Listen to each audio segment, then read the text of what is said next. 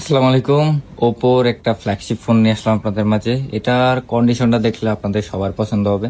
কন্ডিশনটা totally fresh আছে, একদম হালকা পরিমাণে একটু কাভারের র্যাশ আছে, এই যে এখান দিয়ে আর এখান দিয়ে। কিন্তু ফোনটা হোয়াইট কালার, ডিজাইনটাও কিন্তু খুবই সুন্দর।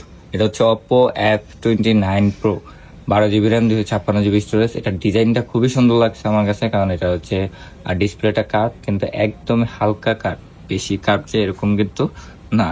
এটার যদি স্পেকটা যদি একটু দেখেন, খুবই স্মুথ। ফোনটা যখন ইউজ করবেন নিজের হাতে তখন বুঝতে পারবেন।